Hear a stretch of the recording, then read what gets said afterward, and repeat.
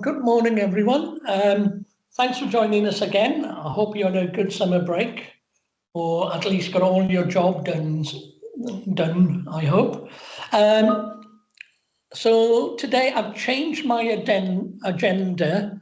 I was going to talk about Azure AI services. Maybe I'll circle back to them in a future webinar. But I've changed it because of an announcement some of you may have seen on LinkedIn on Monday night around the second wave of Copilot for Microsoft 365. Then I'm excited to say we have James Marshall from Microsoft joining us. So if you have any questions, be sure to add them in the chat window as we go along. The session is recorded and links to our YouTube site will follow in the next few days. Okay, so let's get started. So as I mentioned, on Monday night, Satya Nadella announced the latest features to be added into Copilot for Microsoft 365. This was broadcast live on LinkedIn, so some of you may have seen it already. There is a link at the bottom of the slide that Mark's going to add into chat. It's only a 30-minute video, so if you want to see it, it won't take long, and I thought it was a very useful announcement. So what they've done over the last year, so they've had about 700 product updates, 150 new features, released into Copilot for Microsoft 365. They're rolling out right now. They're not in the product, well, they're not in my product yet, but Microsoft say they're rolling out in September, some of them rolling into October, but they should be with us soon. So some of the announcements are performance enhancements like the use of ChatGPT 4.0 and the continuous development that's going to continue, like the addition of the reasoning engine from OpenAI, which is OpenAI 0.01, not 0.1. So then they went and introduced some of the headline features that are being introduced, and I'm going to run through them very quickly now for you. So firstly, Copilot Pages. Now, Copilot Pages is very useful because what they do is it takes your Copilot response and allows you to edit it in Pages. So you click a button to edit it in Pages, and that then allows you to have the response in a persistent canvas that you can work on. It's available for all Copilot users as long as you sign in with your Enter ID. So as long as you're in your tenancy, you can get access to Copilot Pages. So it's with the free one and the built-in and built into the Microsoft 365 version. So what happens, let's say you run a prompt in Copilot to do some research on a new lesson plan you're doing. So you run that research, you come back with a prompt you're happy with, you can then click a button and do edit in Pages. It then drops that content into a page. You can go back, do more research and drop that into the page as well. You can even go into then Copilot for Work by clicking the button at the top of the page, and then you can get prompt responses from internal documents if you've got Copilot from Microsoft 365. Bring it all into one document that you can work on and build your lesson plan. On top of that, you can share that lesson plan with your colleagues, and then you can collaboratively work on that document based on what you need to do. So you can collaborate on your prompts now within Pages. Okay, So it's a way of bringing different Copilot prompts and results all into a persistent page that you can work on, from things like web data, your documents, your CRM systems, and even SIMs if you create the links into the systems. And again, collaborate with your users on that work. Okay, moving on. Then Copilot in Excel. Some of you may have tried Copilot in Excel already. It's been a little clunky. The reason for that, it wasn't generally available. Yeah, it wasn't fully released code. Now it is. So Copilot in Excel will allow you to create columns. You can create charts, pivot tables, format your data, all using natural language prompts. Up until now, you've only been able to do this on table data within Excel. That restriction's been removed, so you can use your prompts on any data in Excel moving forward. There's also a new integration with Python. So this will allow you to do greater analysis of your data, not only on your existing data, like your student data from SIMS, but you can also then create predictions of what's going to be happening based on this integration. So my MD is going to be really excited to see this, because it's going to work out how much money we're all going to be making in the next few years, hopefully. Now, moving on again, the Copilot in PowerPoint, a couple of really useful additions here. The first one is Narrative Builder. So with Copilot in PowerPoint, what you do, you run a natural language prompt and it builds a set of slides for you with text, notes, images, all in a couple of minutes. But what it does now with Narrative Builder, you can see a quick screenshot there. What it does, it provides you with the structure of the slides that Copilot wants to build. So instead of having to go back and edit the slides themselves, you can get the structure better before you convert it into slides. So Narrative Builder is very useful, I think. Then you have Brand Manager, and Brand Manager makes sure you can use your corporate or school templates, use images that have been authorized by your marketing departments. So two useful additions there into PowerPoint, I would say. So there's additions in all the apps. In the interest of time, I'm going to quickly run through them. Teams will now, I use it quite a lot in Teams meetings I have with customers, so I can summarize transcripts of what's gone on. Now that summary and prompting will be across the meeting chat, as well as the transcript that took part.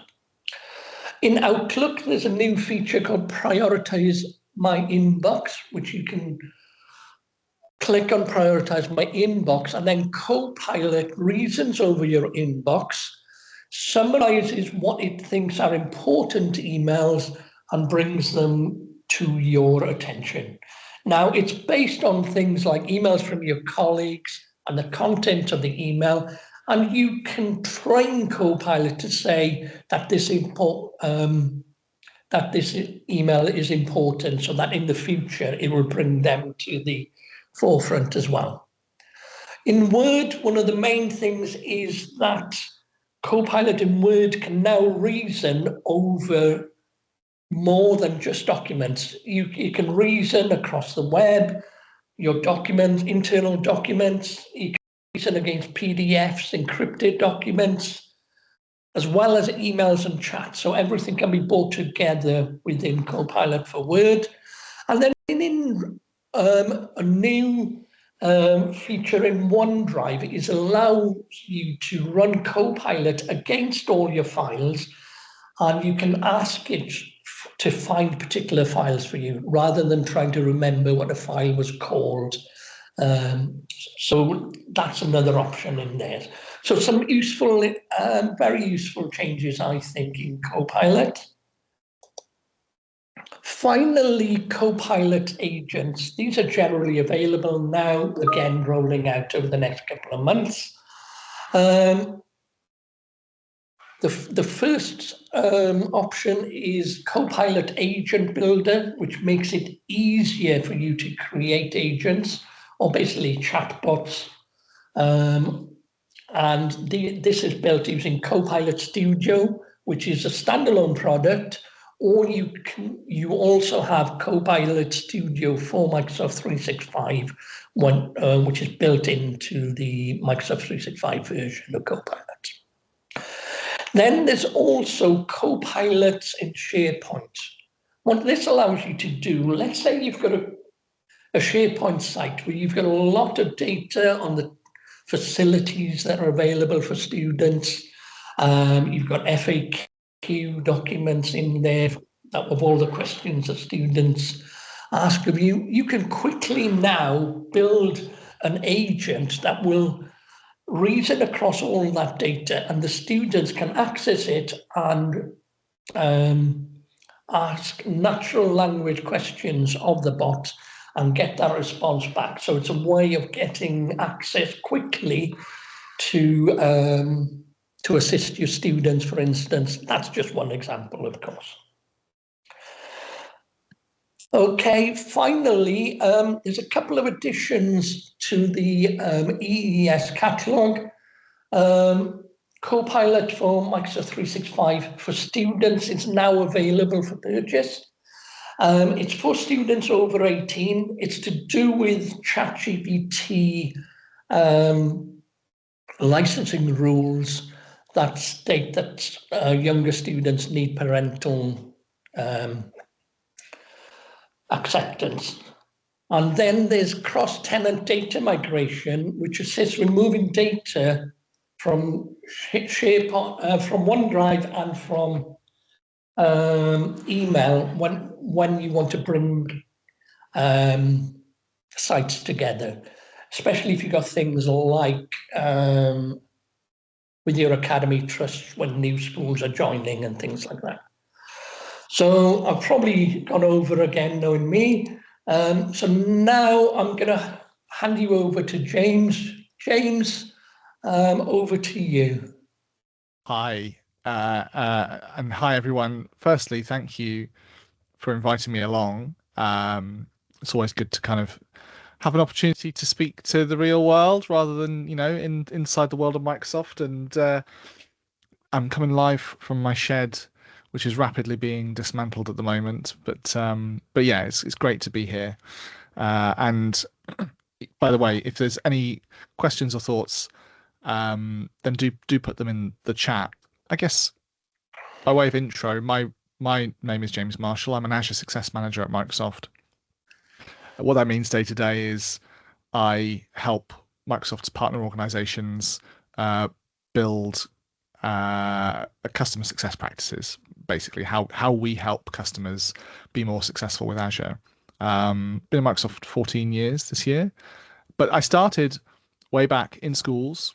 I was a network manager in a couple of I was network manager in a largish secondary school and started off as an IT technician all those years ago. And so sort of keeping half an eye on the edgy world as I have through the years, it's been really interesting to see how things have developed. So when the Pugh team reached out to me and said, hey, you know, would you come along? I was like, of course, I'd love to. And I wanted to spend the next few minutes really just talking through Azure Virtual Desktop, which is an area of Azure that I feel has real relevance in the education space, just because of what I remember of my time, what I see in classrooms today, and what I know with all of the potential of technology coming, what it can unlock. And in fact, I was saying to Eifion and Mark, was we were planning this, you know, I was in a classroom just recently for the first time in a little while, and I was staggered by how much progress technology has made in the sort of nearly 20 years I've been out of the industry. How much progress, the capability, how far we've come along. Like if you'd said to me Copilot, AI, generative stuff, large language models, all of this sort of thing, if you'd said to me that when I was, changing backup tapes, I'd have laughed at you. Like, no way was that going to be something that was going to be a reality. And yet here we are. We're unleashing wave after wave of capability. The transformational potential for education is huge. But yet I was staggered to see that actually it's still really badly beaten up hardware, really tight budgets, really difficult to maintain the skills, have the time. And okay, we've moved to academy trusts and we've moved to different ways of delivering education through colleges and universities, but some of the fundamental challenges remain. So yeah, it's interesting to be able to come and talk to you for that reason alone. Is I've staggered at just how little has changed in the time period. And I guess, Eifion, you see that, right? With the customers that you work with at Pugh, that there is that challenge between wanting to harness all of that potential, but in a way that is deliverable in the classroom, deliverable in the lecture theatre, deliverable to all students, all teachers, wherever it might be, right? It's still a challenge. But Azure Virtual Desktop. So for those of you that don't know, or maybe come from a more on-premises kind of legacy way of delivering these sorts of things, we have remote desktop services capability. And Azure Virtual Desktop is essentially the way to deliver that from within the Azure cloud. So you can create virtual machines, you can put your own images on them, you can manage them through the Azure portal. And it has some great advantages. For example, excuse me, you can turn it all off at the end of the day. So you don't have to leave things running all the time. That's a great cost saving benefit. And you can automate a lot of that. So ready for the start of the day, things can be spun up, but at the end of the day, they can be spun down, or you can do it based on maybe some automation based on the number of concurrent sessions. When a certain trigger is hit, maybe we spin up some more capacity, and then maybe later in the day when it's being used a bit less, we kind of pull back. So it's flexible with the various tools there are to manage it, but it also allows you to provide that great managed desktop experience, kind of regardless of the endpoint. So I know a lot of you will probably be thinking budgets, like I said, they're tighter than ever. Hardware refreshes are more challenging than ever. You've got such a diverse set of form factors now, from fixed desktops, laptops, tablets, phones, you name it. How do you deliver a consistent application experience? How do you provide great security more than ever? Cybersecurity was something that was on the back of my mind when I was in schools.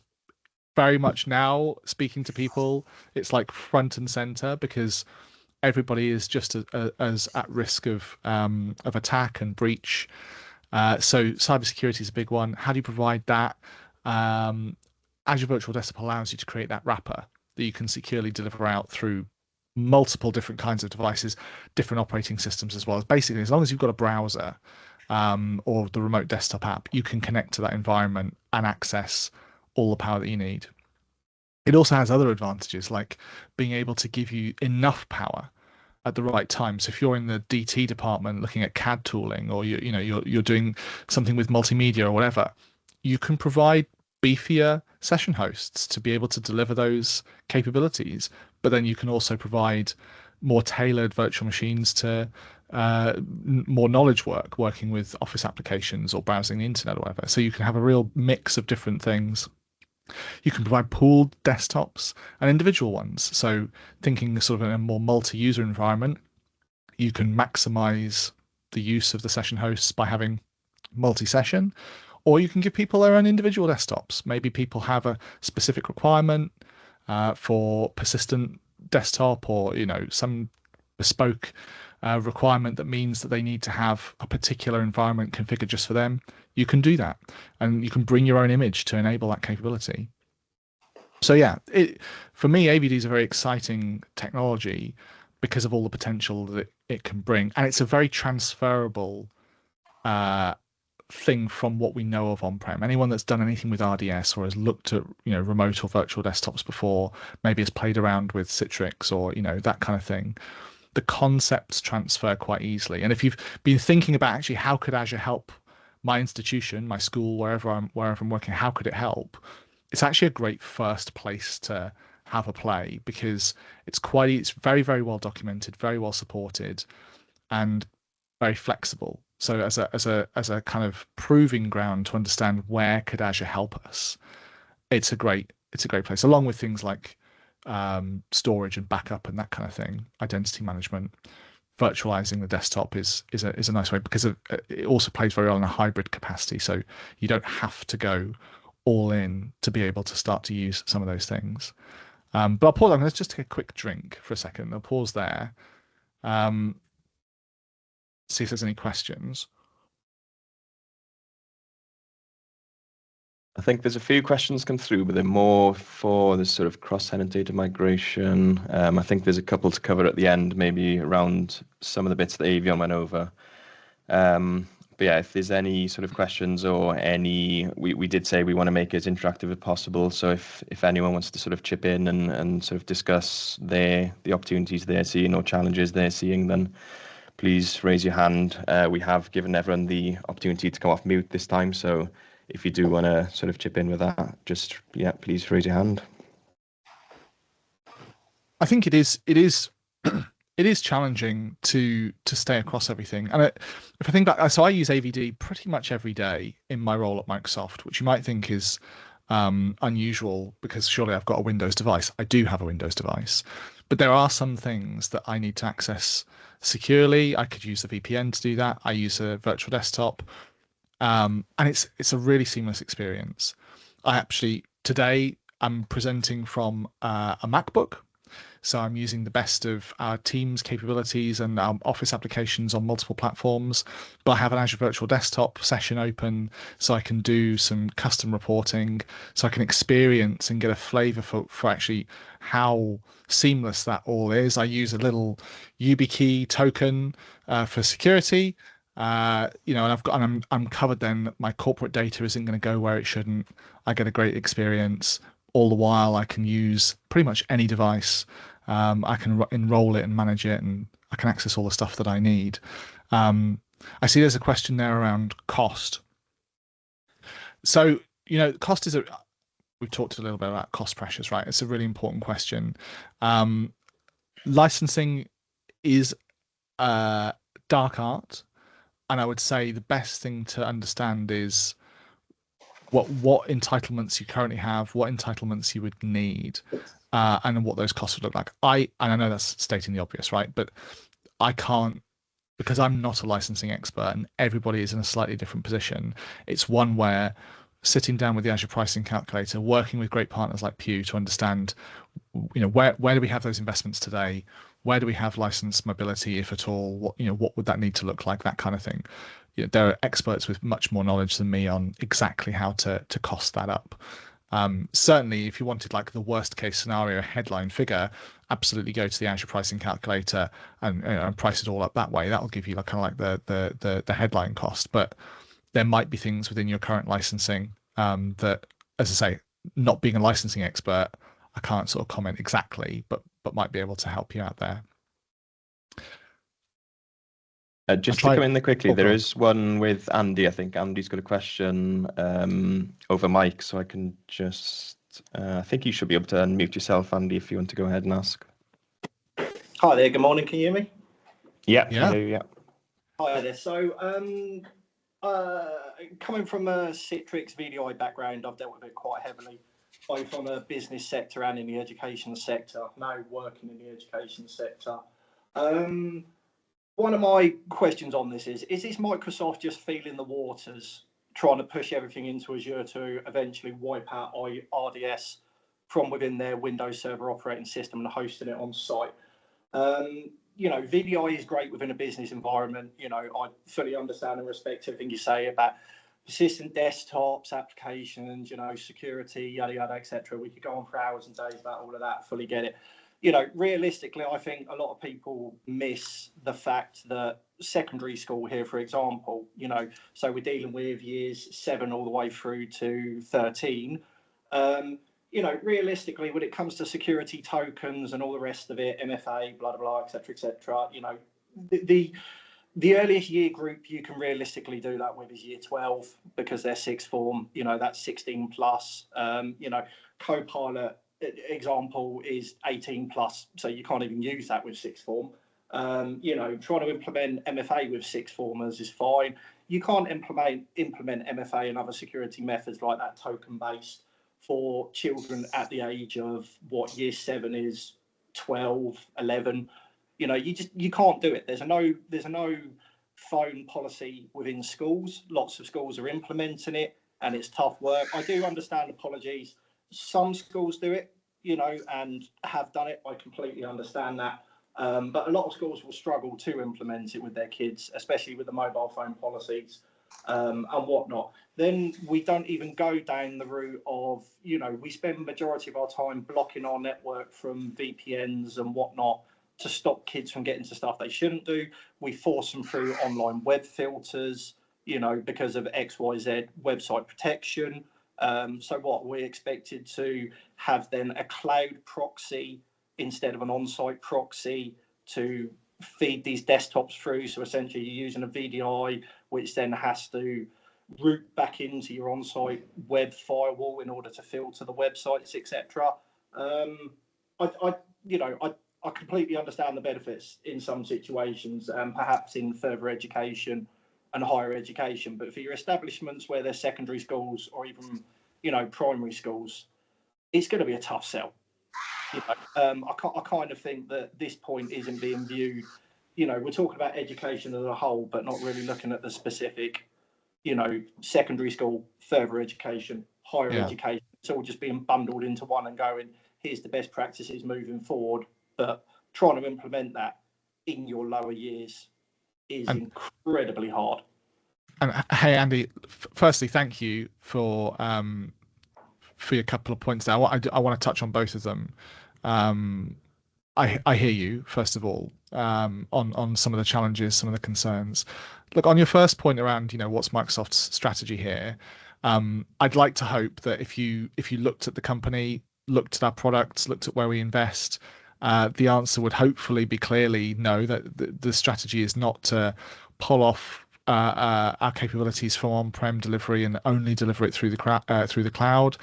I think the company's hopefully, like I say, been quite clear all the way through to folks like Satya at the top of the company and down, that actually hybrid is the way that a lot of customers will consume technology, probably for a good long time, because there will be scenarios where delivering something from the public cloud makes sense. There'll be also times where delivering something from an on-prem environment makes sense, but it's how you join those environments together to make it easy to manage, to secure, and transparent and seamless to the end users. Because ultimately, if you're a kid in the classroom or a teacher or a lecturer or a student, wherever you are in the system, you kind of don't need to care. You just need to be able to do. So worrying about whether this is a hosted desktop in Azure or whether it's running on a server in a farm somewhere in a cupboard or whatever it might be, we need to make it as seamless as possible, however you choose to deliver it. And so, yeah, like I said, I hope if you look at the company strategy, you'll see that there is that blend. And hey, look, on the challenges of security and change and all these things, I hear you completely. I think there's some folks in the chat that are saying, look, it is difficult, it is possible. I think the reality is we have to tackle it, both as a technology vendor like Microsoft. We have to come up with capabilities, and I think in the classroom, in the school, wherever you might be, there's a cultural element of saying, and there was a comment in the chat I saw a second ago, like all it takes is one hit, and suddenly, like security, I heard a great turn of phrase: security is expensive until it isn't. And I think you're right. Coaching some younger students around how to think about cybersecurity, let alone how to use it, even some teachers, right? I can well imagine that is challenging. And those that would do ill with our data don't care how challenging it is. In fact, they relish the idea that it's challenging because they want these attacks to work. They want people's data to be at risk. They want to find compromised credentials. And it is, not to like make it seem too grand, but it is a constant battle of one-upmanship, right? We have to stay ahead. And I think it is possible to secure the classroom. I'm not saying for one second that it's easy, but it is possible. But it takes a commitment across disciplines. It can't be led by the IT department. You've got to have the SLT involved. You've got to have others sponsoring it to make it work. But hey, I do also want to recognize that I've been there in terms of how difficult some of these things can be to roll out. So I don't want you to think that's just a covering answer to say, well, I don't agree. I do know it is a difficult one. I'm mindful, Eifion, we're probably at time, but so I think I'll hand it back to you if that's okay. Yeah, if you just want to share your screen again, Eifion, and then we can come back and cover. There's quite a few other questions come through, so we can do that afterwards then. Okay.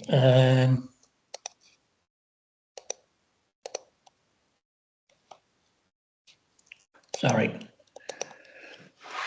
Right. Thank you, James. That was great. Insightful, I hope, everybody. So our next webinar is going to turn up on the 23rd of October. It's a week later than normal. We normally have it on the third Wednesday of the month. The reason being, I'm going to be presenting updates from Microsoft Ignite, the Microsoft Ignite conference from Microsoft, which is the week before. Then I think that's it. Mark, do you want to mention the new events we're running? Yeah, sure. I have posted the link to register for the next Campus Updates webinar, and there's also a link to register your interest in our upcoming events.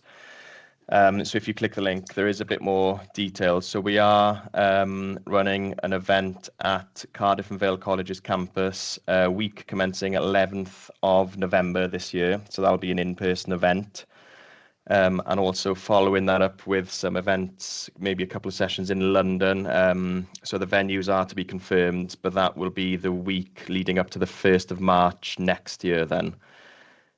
So we are looking at multi-vendor events covering our key vendors. So we'll have content around Microsoft, Adobe, Sophos, Smart and Yealink as well. And we are looking to get some guest presenters in. We're just finalizing details on those. So we'll have some breakout sessions with experts then, some folks in purely on education. So it's definitely worth registering your interest for them. And by doing that, then we'll make sure that you will be among the first to get the invites when we finalize those details then. So that link is also in the chat. Just quickly as well, I know we always do a quick poll, so I'm just going to launch that now. It's literally a 10-second poll, 2 very short questions just to get some feedback to make sure that these sessions are tailored to your needs. So that should be popping up now. And then I think, yeah, there are quite a few questions to go through then. So just heading back to the chat. I think this one will be for you then, Eifion. So we've got very interested in cross-tenant data migration. Is this a licensed product/feature, or are there any resources for this feature? Can we undertake phased migrations? And you've suggested both SharePoint and OneDrive migration, but can we also undertake Exchange mailbox migration?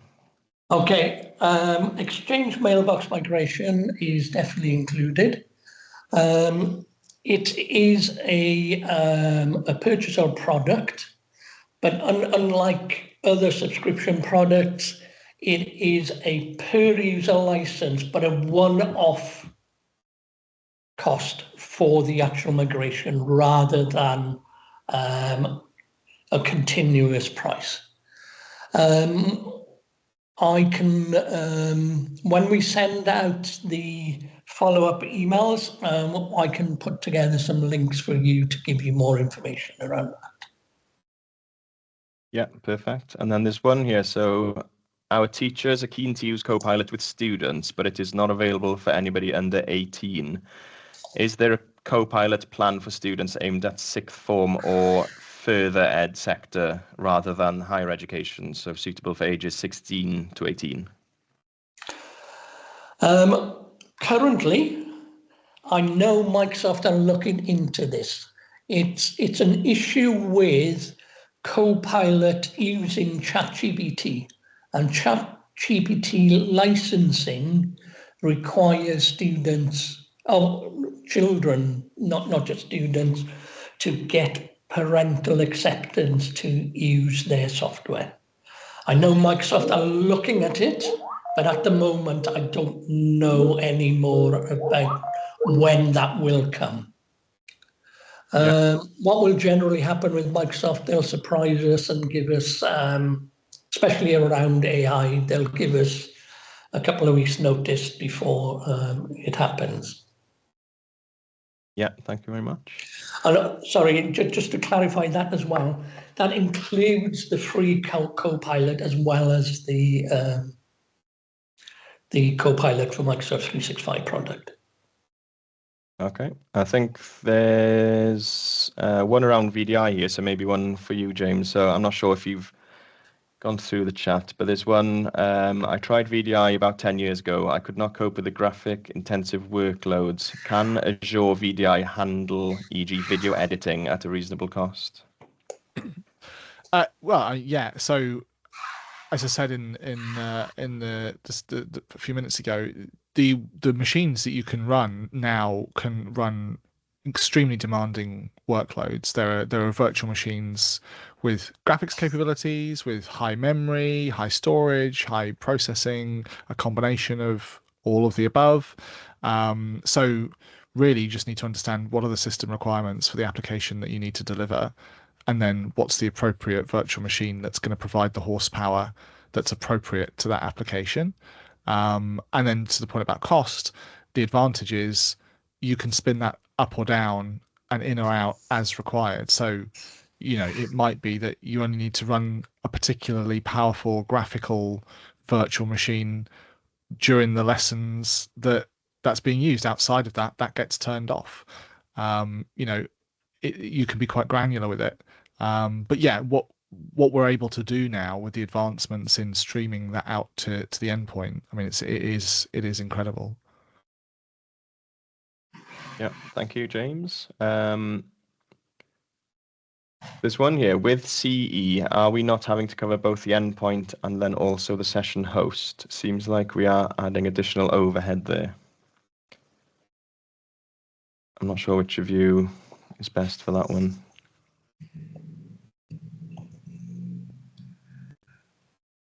I say if it's licensing related, it's definitely not my strength area. So I would defer to greater minds than me on that one. Do you know, have you got any input there, Eifion, with CE? I'm not sure if you've got any input. Not at the moment. What do they mean by CE? Just so that I've got the full context of the question. It's not. I'm not sure. If you want to just reply, Gareth, just to explain what you're going into there with the CE, we can try and get that one answered for you then as well. Okay, Cyber Essentials. Yeah. Okay. Find the last half hour up there. Yeah, so basically with Cyber Essentials, are we not having to cover both the endpoint and the session host? I must admit, I don't know the answer to that. Yeah, okay. We'll make a note of that one and we can follow up afterwards. That's completely fine.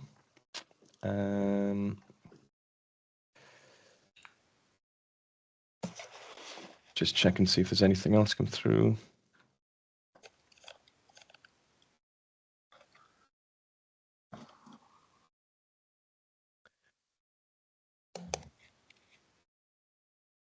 I think the rest are more sort of comments and sort of questions being answered by each other. I see a few around sort of MFA with year 7s and MFA with the sort of younger children.